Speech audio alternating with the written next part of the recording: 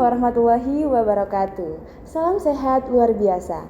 Kembali lagi di sini bersama Novita dan Dr. Ines Aprilia Safitri selaku dokter umum yang menangani tentang akupuntur. Kali ini Insert akan membahas tentang akupuntur yang sebelumnya sudah di-share di Instagram ya, polling Q&A-nya. Nah, di situ banyak teman-teman yang mau bertanya nih Dr. Ines tentang akupuntur. Nah, pertanyaan pertama nih, langsung saja ya. Boleh. Nah, yang pertama nih, akupuntur itu diapain aja sih gitu? Akupuntur diapain aja? Oke, jadi sebelum kita membahas tentang akupuntur itu diapain aja, kayaknya kita perlu kenalan dulu. Iya. Jadi akupuntur itu apa? Gitu. Baru nanti kita bisa bahas kira-kira akupuntur diapain aja, gitu ya. Iya. Jadi akupuntur itu apa sih? Akupuntur itu adalah suatu teknik pengobatan yang merupakan teknik pengobatan tradisional dari Cina. Jadi kita taunya tradisional Chinese medicine. Nah, akupuntur ini sudah jauh sekali Mbak Novita. Jadi sudah beribu tahun yang lalu. Jadi 3000 tahun yang lalu bahkan lebih, teknik ini sudah ada di Cina nih. Nah, tetapi dalam perkembangannya ternyata karena memang terapi ini terbukti kok efektif dan memberikan dampak yang baik, akhirnya teknik-teknik ini berkembang. Jadi nggak cuma China yang punya, nggak punya Cina aja nih. Ternyata ada style yang lainnya nih. Ternyata yang lain juga mengembangkan. Seperti apa? Misalnya di Korea, kemudian Jepang, ya, Vietnam, bahkan Western pun ada. Jadi sekarang sudah mendunia tuh, nggak hanya tentang Cina aja yang punya, seperti itu. Nah, teknik pengobatannya seperti apa? Teknik pengobatannya adalah dengan menusukkan jarum. Jadi akupuntur itu menusukkan jarum. Tapi jarumnya jarum kecil, nggak yang jarum kayak buat suntik atau ambil darah, ya. Jadi jangan khawatir gitu, nggak akan semenyeramkan itu meskipun judulnya adalah tusuk jarum. Iya, kebetulan kan saya juga takut ya dokter ya. Iya, pasti karena identiknya kan akupuntur, ini di jarum, seperti itu. Jadi orang takut, apalagi orang-orang yang seperti Mbak Novita ternyata takut jarum, akhirnya malah nggak mau terapi. Ya. Padahal sebenarnya nih untuk akupuntur sendiri itu juga sudah banyak perkembangannya, terlebih untuk para spesialis akupuntur itu modalitas terapinya tidak hanya dengan menggunakan jarum, tapi juga bisa dengan laser, seperti itu. Jadi ada terapi-terapi lain yang bisa dijadikan pilihan apabila dengan spesialis akupunturnya. Seperti itu. Kira-kira nih, sakit nggak sih di akupuntur itu dok? Sakit atau enggak? Jadi kalau kita bicara tentang sakit atau enggak itu relatif ya. Apa yang menurut saya sakit belum tentu sakit untuk Mbak Novita atau belum tentu sakit untuk teman-teman semuanya.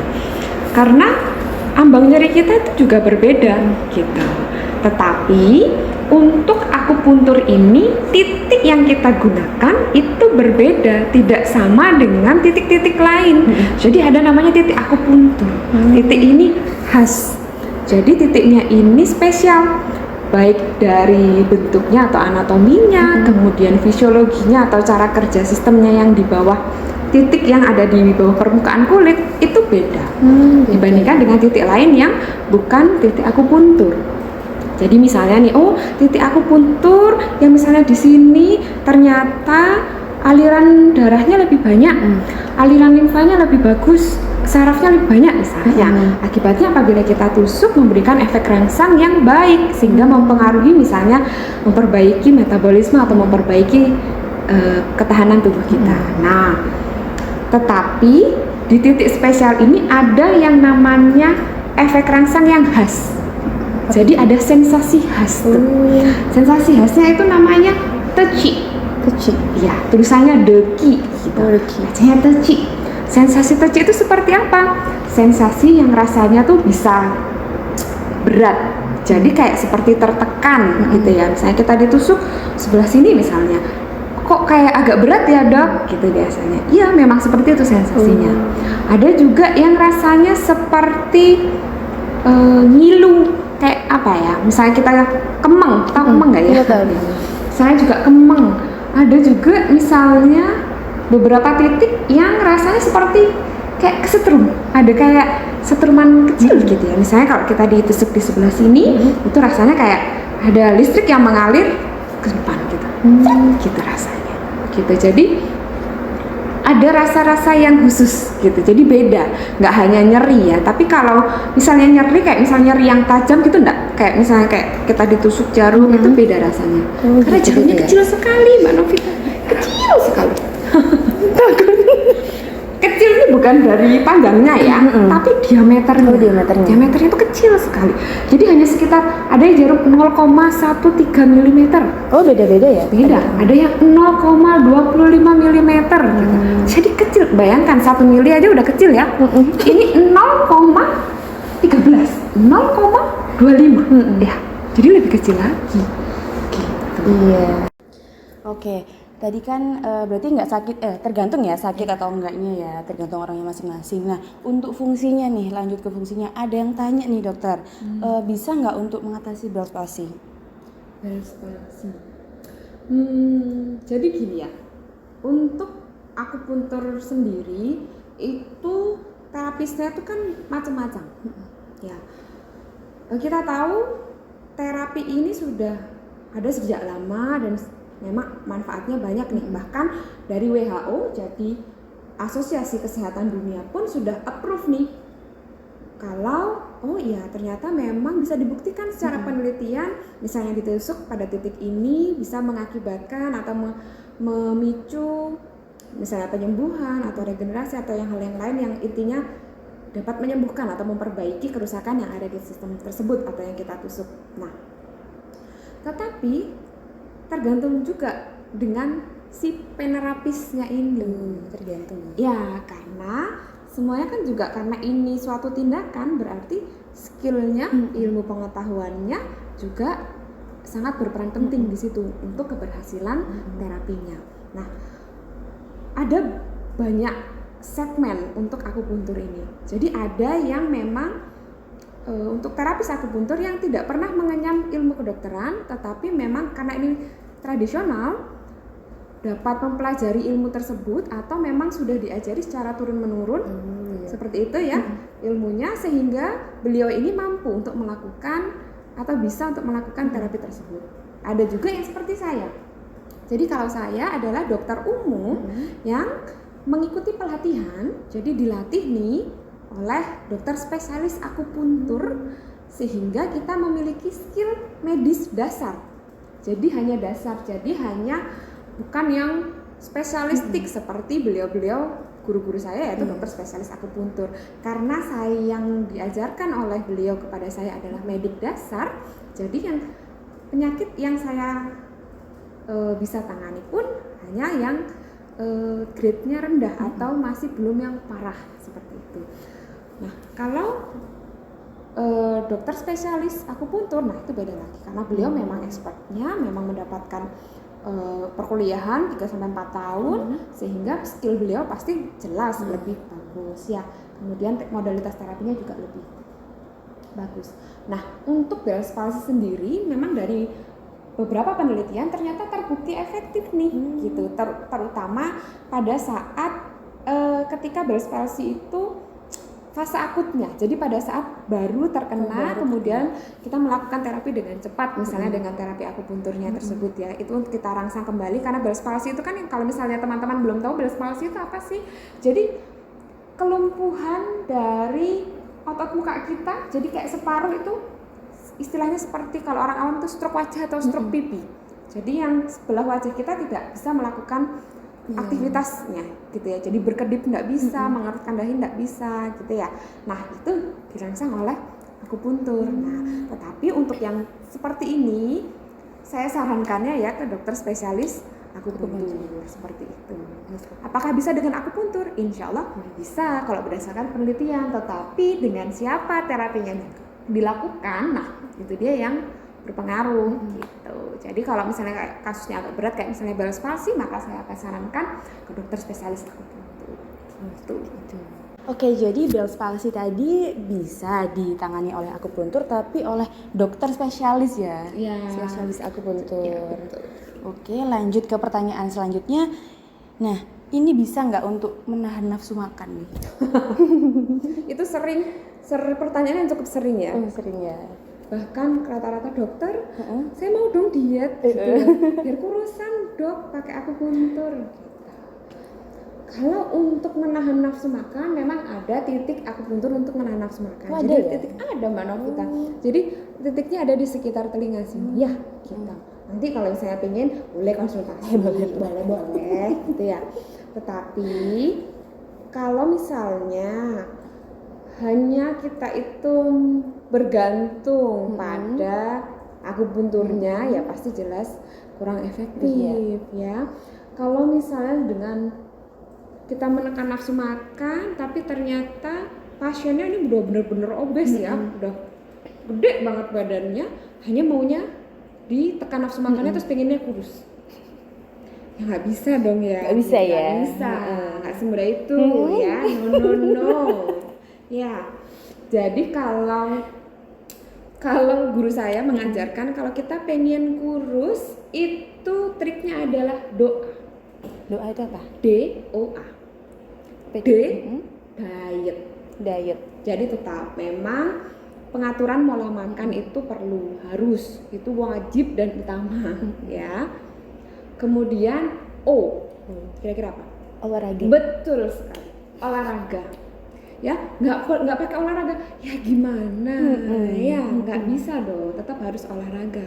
Ya, barulah akupuntur. Akupuntur. Iya, jadi dietnya dulu yang kita utamakan karena memang kita perlu, apalagi kalau memang obes, defisit kalori itu harus ya, nggak hanya pemilihan makanan tapi defisit kalorinya juga kita kurangi. Kita bantu dengan apa? Olahraga. Agar apa? Badan kita juga lebih sehat nih, memperbaiki metabolismenya, kemudian menambah massa ototnya, jadi lemaknya juga kebakar ya. Nah, barulah kita bantu untuk maintenance-nya, nafsu makannya kita kurangi pakai akupuntur. Jadi kalau pengen kurus dengan akupuntur aja. Oke, pertanyaan selanjutnya ya. Ada yang tanya nih tentang pengapuran, apakah bisa diatasi oleh akupuntur? Pengapuran ini maksudnya pengapuran sendi gitu atau? Pengapuran katanya itu pinggangnya nyeri akibat itu pengapuran. Oh gitu, oke. Jadi kalau misalnya kita bicara tentang pengapuran, berarti itu kan kita bicara tentang penyakit degeneratif. Maksudnya degeneratif itu apa? Karena usia. Ya, jadi karena memang usianya bertambah, jadi sendi-sendinya mulai ada pengapuran, kemudian atau mungkin pelumas sendinya sudah mulai berkurang, bantalan sendinya juga sudah mulai menipis, sehingga menyebabkan nyeri-nyeri pada sendi. Bisa dipegang, atau yang paling sering adalah di sendi lutut juga ya. Jadi kalau misalnya kita bicara tentang pengapuran, nah pengapuran ini kaitannya dengan penyakit degeneratif. Maksudnya degeneratif apa? Karena usia yang semakin tua. Jadi misalnya di sendinya sudah mulai ada pengapuran itu kayak misalnya karatan gitu loh Mbak, kalau misalnya di mesin. Jadi nggak bisa kayak halus gitu ya. Kemudian pelumas sendi misalnya ya, antar sendinya itu pelumasnya juga berkurang, atau misalnya bantalan sendinya juga berkurang, sehingga menyebabkan rasa nyeri ketika sendi itu dipakai aktivitas. Paling sering memang bagian lutut, pinggang itu memang ada, tapi lebih sering sebelahnya di lutut biasanya. Pasti kita tahu lah, lansia pasti keluhannya adalah lututnya yang sakit ketika dipakai untuk berjalan, baik dua-duanya atau salah satu. Nah, untuk pengapuran ini kita harus tahu pengapurannya atau peradangan sendinya ini di tahap mana gitu. Jadi harus ada pemeriksaan penunjang dulu nih. Dari apa? Dari ronsen. Gitu. Dari ronsennya seperti apa? Kalau ternyata memang hanya pada fase awal di mana pengapurannya atau peradangannya tidak terlalu parah, kemudian hanya memang yang menyebabkan nyeri adalah karena kontraksi otot di sekitar sendi atau tulangnya, kita bisa atasi dengan akupuntur. Jadi kayak merilekskan ototnya, kita atasi untuk nyerinya. Tapi kalau ternyata misalnya nih di bagian lutut ternyata grade-nya, keparahannya sudah keparahan, kalau misalnya OA atau osteoartritis genu itu ada 4 tahap. Grade 1, 2, 3, 4. Kalau 1, 2 insya Allah sama akupuntur masih bisa Mbak kita ya. Tapi kalau sudah 3, 4 ya ini jatahnya siapa? Jatahnya dokter spesialis ortopedi, jadi spesialis tulang. Bersama beliau nanti akan diterapi. Atau kalau misalnya memang ternyata pengapuran atau sendinya itu sudah terlalu parah, mungkin kalau misalnya kayak seperti yang parah kan grade 4 itu justru malah dilakukan operasi, jadi operasi penggantian lutut seperti itu.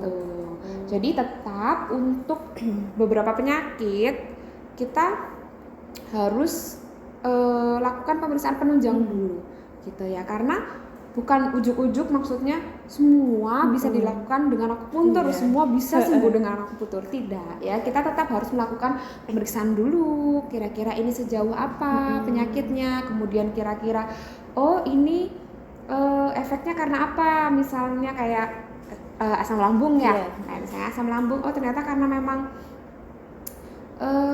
pola makannya yang kurang benar, karena asam lambungnya yang tinggi. Nah itu kan misalnya masih ringan, nah itu kita bisa.